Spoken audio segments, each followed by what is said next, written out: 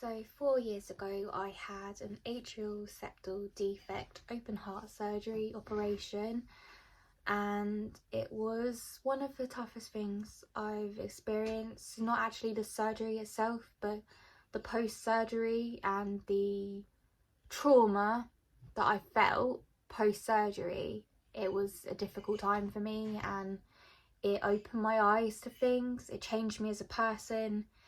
It changed the way I ate, it changed the way I thought, it changed the way I looked at the world, and it's grown me as a person, and I wouldn't change it. I'm grateful, I'm thankful I went through that, because it's made me who I am today, and it's directed me onto the path that I want to be on. So I'm grateful for my open heart surgery, and I'm grateful for my heart defect, and I want to share this video with everyone out there who might be going through something, and I want you to change the way you look at it and see it as a blessing in disguise. I also want to just apologise if I look tense when I was filming in this video. I've never actually talked about this properly ever.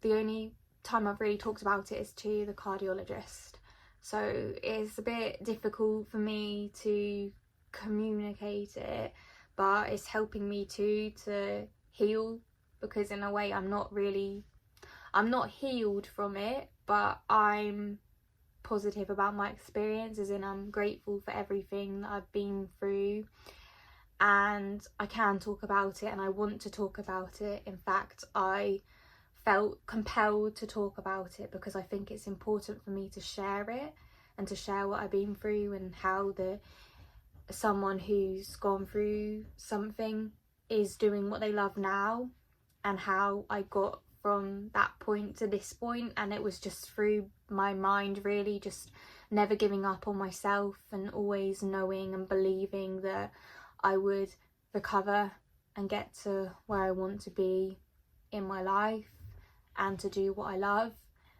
Even if my life has been delayed through this, everything happens for a reason.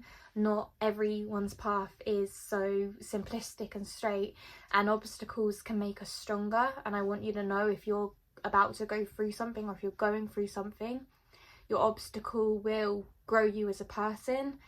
And just don't give up. If you want to give up, try and talk to someone you trust, try and journal about it, or try and go for a walk, or do something that you love to get yourself out of that dark space, because there will be times when you go through a dark space, and everyone goes through it, but try and overcome it, because life gets better, and life is beautiful. Life is there to be enjoyed, and I believe everyone should do what they love, and above all, take care of yourself, because your health is so important, and without yourself, without your health, then it's a struggle. Your body is your home, so you must take care of your body. Okay guys, the way I kind of found out that something was not quite right in my body was dating back to primary school, when we would do PE at school, and I would always be far behind everyone else in running, and I would get out of breath quite quickly, and I couldn't really understand why, as I thought I was just as fit as everyone else. But it didn't seem to be the case. Would finish and I would be there, my heart felt heavy, and I would be like out of breath when everyone else recovered a lot quicker than me. So I thought, maybe I'm not as fit as I thought I was, and I would take myself out running by myself, but the same thing would happen. And the more I pushed, the more I felt the effects on my chest area particularly. Another instance was, I used to do ballet and tap, and I would be in the car, as I was young at the time, I didn't drive. I was in the car and my dad would drive me home, and I remember one time I was taking my seatbelt off, and I felt like a frozen sensation across my chest, and I couldn't move. It was really bizarre, and I commented on it, and I told my parents. They kind of dismissed the idea and said, there's nothing wrong with you, it's fine, it's just a one-off thing. But it happened again, and yeah, I dismissed the idea because people family told me it's nothing, it's just me making it up. So yeah, I listened to that, but deep down I knew something wasn't right, and later on I would discover it. And then when I was older in age, I joined the gym, and I would be pushing myself in cardio on the machine. It was a elliptical machine. At the time when something happened, I was pushing myself on this machine, and the next thing I knew, I blacked out and I was off the machine. I woke up to myself lying on the ground and just felt really hot and sweaty.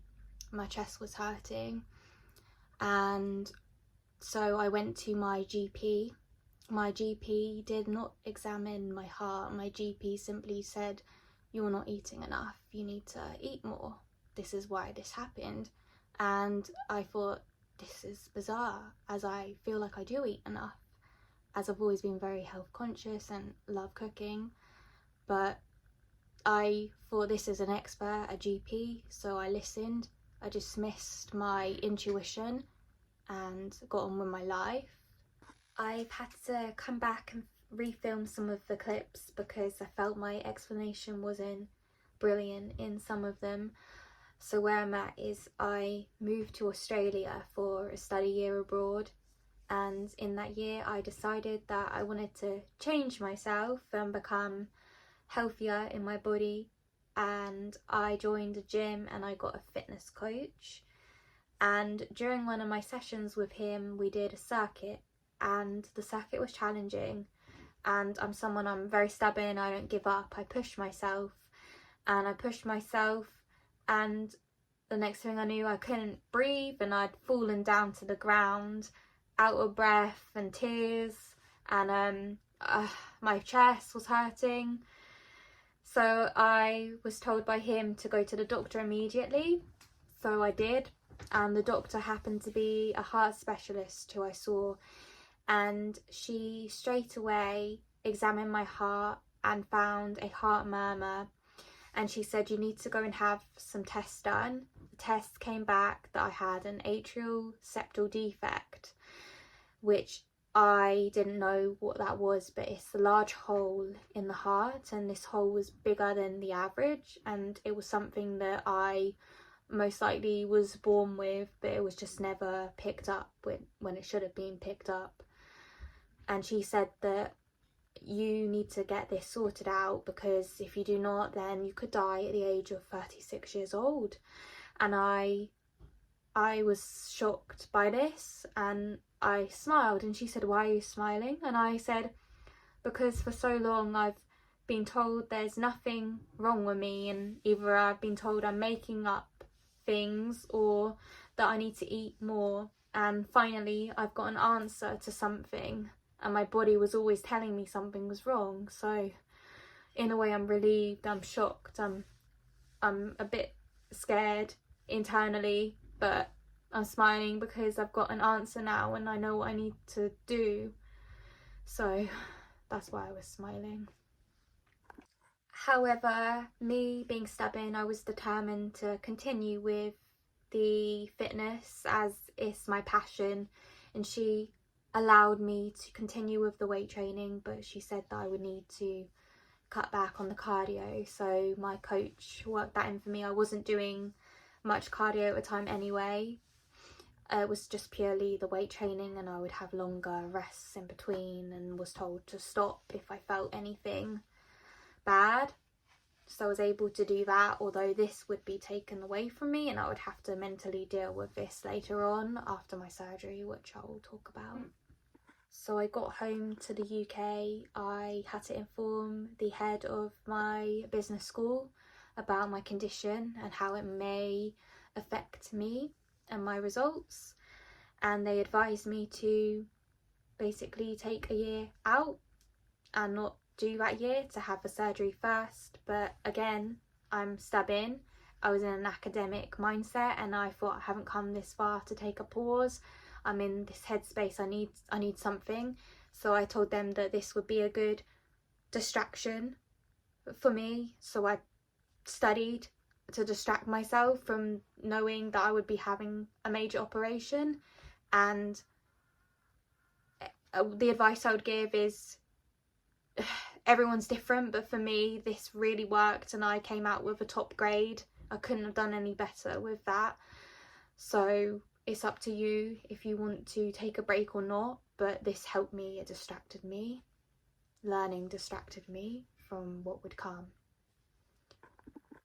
And then I had an operation in Easter, and this was approaching finals, so this was a vital time.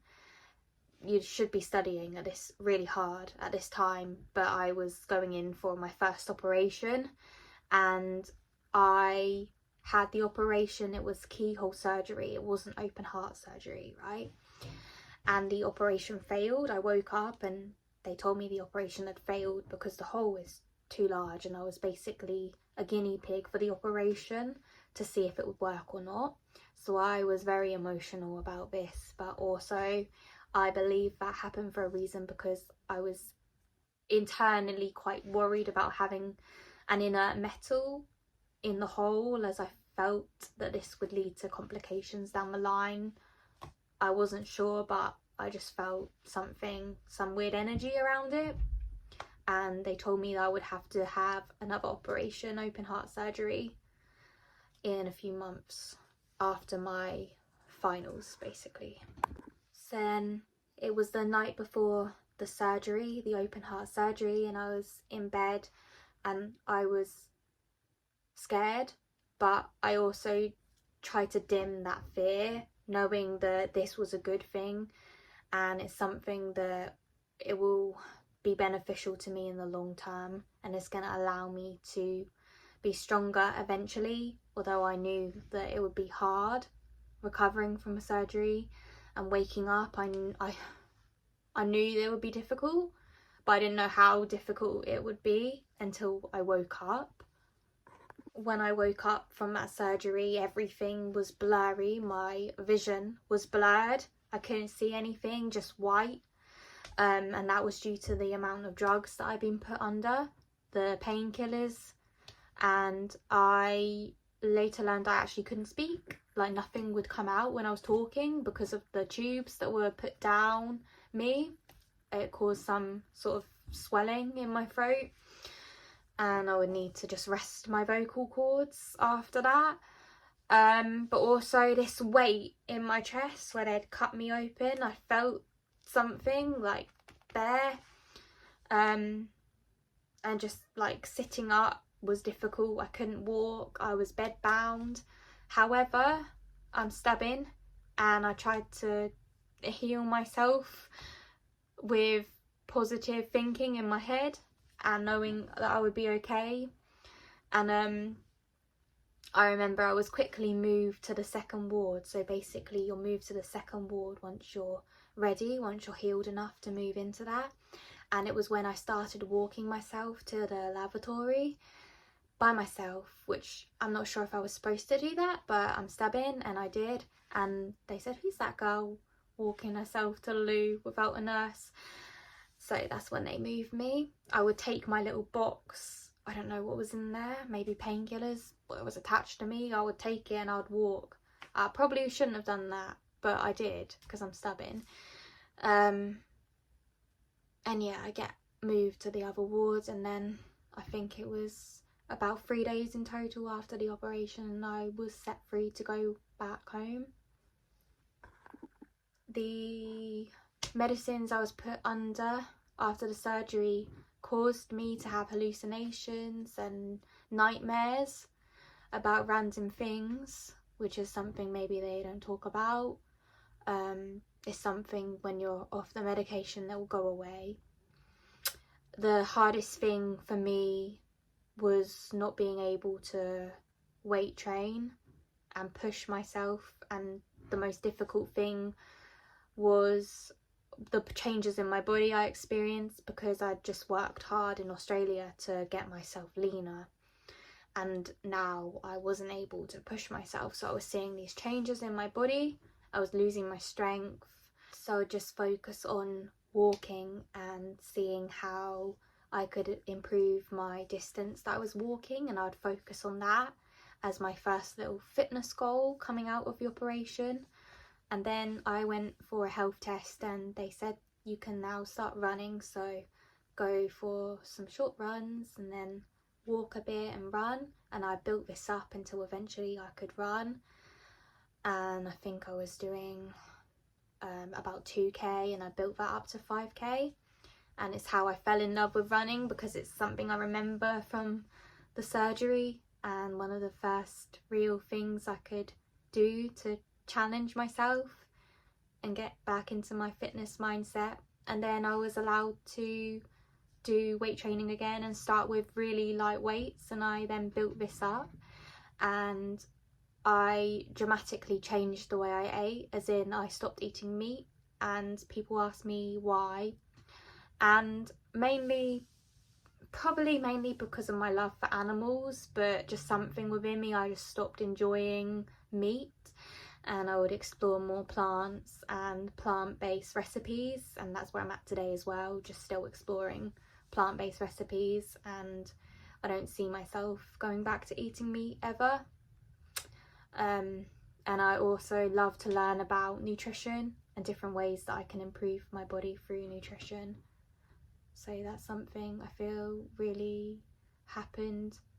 I was always into fitness and health, but I feel like after the surgery I really started researching more into the nutrition side of things, and also herbs that can help me. So now I'm fully recovered from my atrial septal defect open heart surgery, and I'm very, very thankful for everything that I went through leading up to this moment. I'm thankful for the times when I felt aching in my chest. I'm thankful for acknowledging it. I'm thankful for not giving up on myself, and to be persistent enough to go to a doctor even in Australia when I collapsed. I'm thankful, because if I hadn't have gone to Australia, if I hadn't have took up weight training in Australia, if I hadn't have collapsed in Australia, I don't know if I would know yet, unless I would still be persistent. I don't really know, but everything happens for a reason, and I'm here today. I've had 2 surgeries and I'm fit and I'm well, and I'm even stronger than I was before. The things I can do now, I can run. I've just done a 10-mile run, which I never even thought I would do. As before this, I struggled with running. I'd get out of breath and I'd be behind everyone else, and I'd wonder why. And it was because of the heart defect, and now I'm healed and I'm able to enjoy what I love, and I'm able to push myself. And I always knew that I'd be able to push myself, and now I want to help other people. I'm training to be a fitness instructor and share my passion for health and fitness and everything I've learned along this journey. And I want to keep learning and sharing everything. And I really hope that this video has helped people out there who might be struggling right now. They might be going through something, or they might be having a surgery on the way. I hope that you can watch this and take something from it. Thank you for listening.